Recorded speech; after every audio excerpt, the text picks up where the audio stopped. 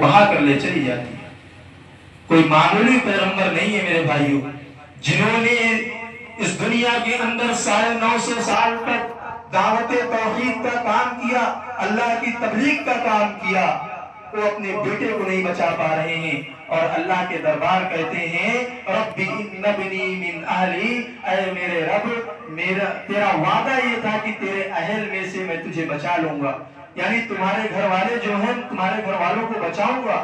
हजरत नूह अलैहिस्सलाम जब दुआ करते हैं तो अल्लाह ताला उन्हें फटकार लगाता है और कहता है नूह, तेरा बेटा तेरे घर वालों में से नहीं है, इन्नहु अमलुन गैरु सालिह, तेरे बेटे का अमल सही नहीं है, अमल खराब है, अकीदा सही नहीं है।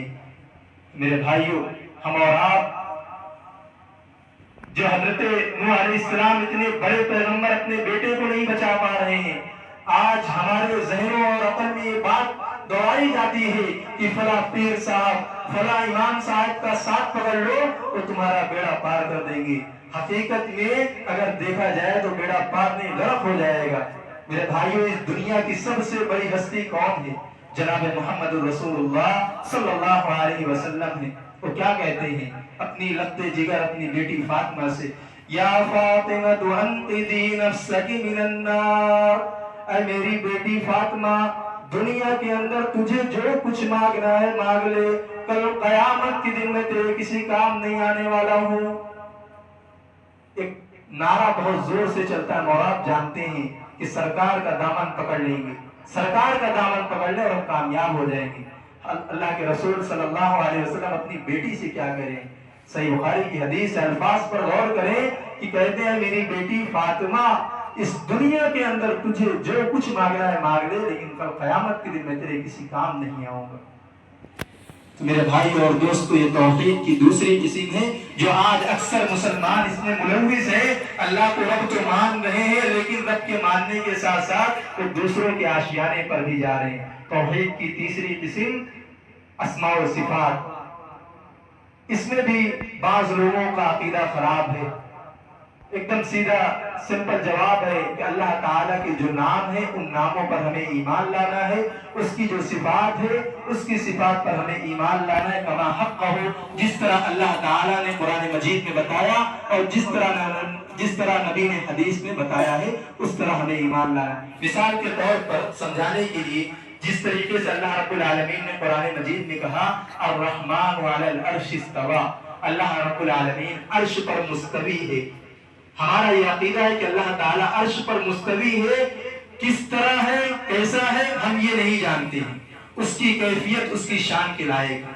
बस हमें अल्लाह ने बताया कि अल्लाह ताला अर्श पर मुस्तवी है। जिस तरीके से सूरह रहमान की आखिरी आयत में अल्लाह ने कहा तबारक अस्मु रब्बिका ज़िल जलाली वल इकराम, दुनिया की सारी चीजें फना होने वाली हैं सिवाय तेरे रब का ज़ुल जलाल वाला चेहरा बाकी रहने वाला। अल्लाह ताला का चेहरा है, कैसे है, किस तरीके से है, हमें इस चीज का इल्म नहीं दिया गया, बस हम जानते हैं कि अल्लाह रब्बुल आलमीन का चेहरा है।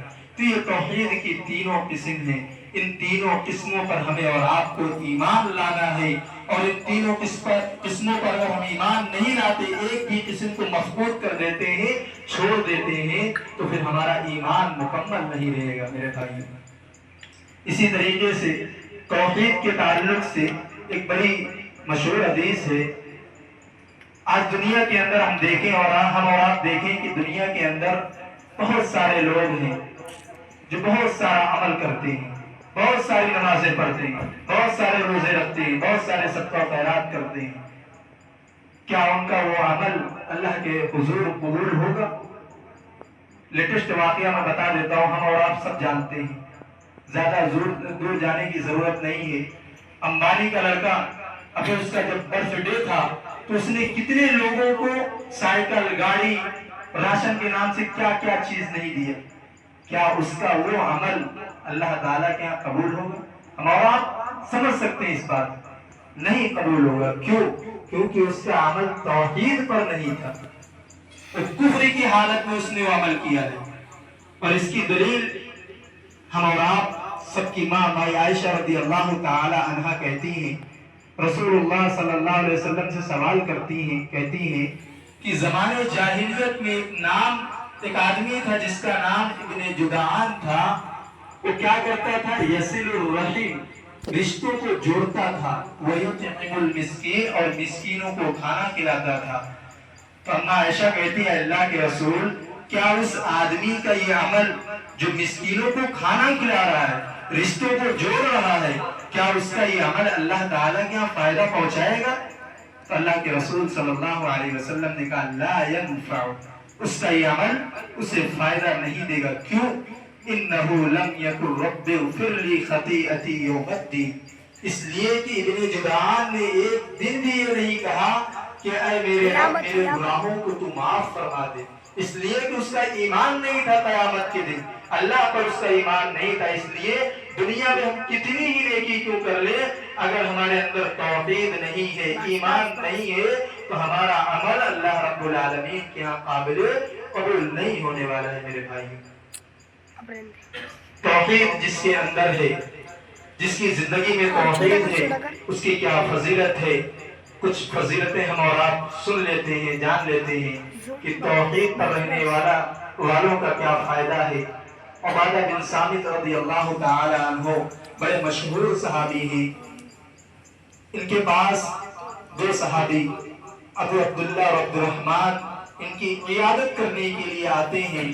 جس کمرے میں عبادہ بن صامت موجود ہیں، اس کمرے میں جب داخل ہوتے ہیں ابو عبداللہ اور عبد الرحمن، تو عبادہ بن صامت کو دیکھ کر رونے لگتے ہیں۔ بڑے صحابی ہیں، مشہور صحابی ہیں، آخری وقت ہے، مرض الموت میں ہیں۔ تو عبادہ بن صامت کہتے ہیں کہ اے ابو عبداللہ عبد الرحمن کیوں رو رہے ہو؟ اللہ کی قسم اگر قیامت کے دن تمہارے بارے میں سفارش کرنے کا مجھے حکم ملا تو میں تمہیں فائدہ پہنچاؤں گا۔ اللہ کی قسم اگر تمہارے بارے میں مجھے گواہی دینے کا موقع ملا میں تمہارے بارے میں گواہی دوں گا۔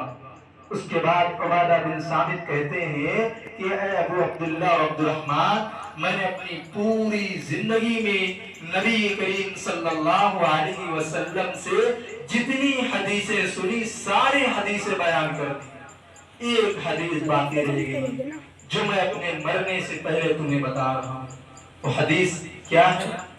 عبادہ بن صامت کہتے ہیں من شہد اللہ الہ الا اللہ وان محمد رسول اللہ، جس نے اس بات کی گواہی دی کہ اللہ کے سوا کوئی معبود نہیں، محمد صلی اللہ علیہ وسلم اللہ کے رسول ہیں، الا من حرم اللہ علیہ النار، تو اللہ تبارک و تعالی اس پر جہنم کو حرام کر دے گا۔ توحید پر رہنے کا یہ فائدہ ہے میرے بھائیوں کہ اللہ رب العالمین کا یہ وعدہ ہے کہ اس شخص پر جہنم کو حرام کر دے گا۔ کتنی بڑی فضیلت ہے توحید پر رہنے والوں۔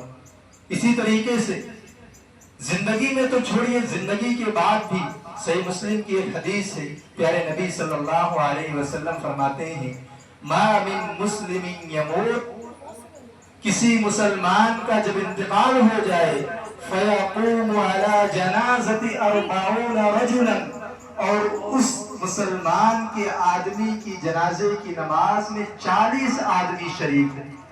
کتنے؟ 40 آدمی۔ آج تو جنازوں کی نماز میں ہم دیکھتے ہیں ہزاروں کی تعداد میں رہتے ہیں، کہیں کہیں 100 200 رہتے ہیں۔ حدیث کے الفاظ پر غور کرنا ہے ہم نے، کیا کہہ رہے ہیں کہ کسی مسلمان کا انتقال ہو جائے اور اس مسلمان کے جنازے کی نماز میں 40 آدمی شریک ہوں، اور وہ 40 آدمی کیسے ہوں؟ لا یشرکون باللہ شیئا، وہ اللہ تبارک و تعالی کے ساتھ کسی کو شریک نہ ٹھہرائے ہوں، شرک نہ کیے ہوں، بدعت و خرافات نہ کیے ہوں، یعنی وہ متقی ہو، نماز والے ہو، روزہ دار والے ہو، یعنی اللہ کے پرہیزگار اور متقی بندے ہوں۔ اگر ایسے 40 آدمی کسی میت یا میتہ کی جنازے کی نماز پڑھ لے اور ان کے لیے دعا کرے اللہم اغفر لہو ورحمہ وثبتہ بالقول الثابت، تو اللہ کے نبی صلی اللہ علیہ وسلم نے کہا الا شفعہم اللہ، اللہ تبارک و تعالی ان 40 آدمیوں کی سفارش کو قبول فرماتا ہے اور اس میت اور میتہ کی مغفرت فرما دیتا ہے۔ کتنی بڑی فضیلت ہے۔ اس کے گناہوں کو معاف فرما دیتا ہے اللہ تعالیٰ، جس کے جنازے کی نماز میں 40 آدمی شریک۔ تو توحید کا یہ فائدہ ہے میرے بھائی۔ اسی طریقے سے دنیا کے اندر ہم اور آپ دیکھیں، آج ہر کسی کو چین اور سکون کی زندگی چاہیے، امن کی زندگی چاہیے، ہر کوئی سوچتا ہے، چاہتا ہے، لیکن امن اور سکون اور چین ہمیں اور آپ کو کہاں ملے ہو؟ قرآن دیکھتے ہیں، قرآن کیا کہتا ہے؟ سورہ انعام آیت نمبر 125 کے اندر فرماتا ہے اللہ تعالیٰ، الذین آمنوا ولم یلبسوا ایمانہم بظلم اولئک لہم الامن وہم مہتدون۔ جو لوگ ایمان لائے اور اپنے ایمان کو ظلم سے نہیں ملایا، یعنی ایمان لانے کے بعد انہوں نے شرک نہیں کیا، تو اللہ نے کہا اولئک لہم الامن، ایسے ہی لوگ امن میں ہوں گے، وہم مہتدون، اور ہدایت پر ہوں گے۔ میرے بھائیو، خلاصہ کلام یہ کہ ہماری اور آپ کی زندگی میں توحید کا ہونا بہت زیادہ ضروری ہے، اس کے بغیر کوئی چارہ نہیں ہے۔ دنیا کے لیے بھی اور آخرت کی کامیابی کے لیے ضروری ہے۔ جنت میں جانا ہے تو اسی توحید پر، اسی لیے ہم اور آپ ہمیشہ دیکھیں کلمہ شہادت کو اقرار کرتے رہتے ہیں۔ آپ نماز پڑھنے اور وضو کرتے ہیں تو دیکھیے کون سی دعا ہے، درود شریف پڑھنے کے بعد کون سی دعا ہے آخر میں پڑھنا ہے۔ نماز پڑھنے کے بعد ہم آخر میں کون سی دعا پڑھتے ہیں؟ یہی کلمہ شہادت ہے۔ اسی لیے انسان کو ہمیشہ اپنی زبان کلمہ شہادت سے تر رکھنی چاہیے کہ انسان کو نہیں معلوم اس کی موت کب آ جائے۔ اور یہ بھی یاد رکھیے، شرک اتنی باریک چیز ہے، اتنی باریک چیز ہے کہ انسان سے شرک ہو جائے انسان کو معلوم بھی نہیں پڑتا۔ آج ہم اور آپ توحید سے بہت دور ہیں۔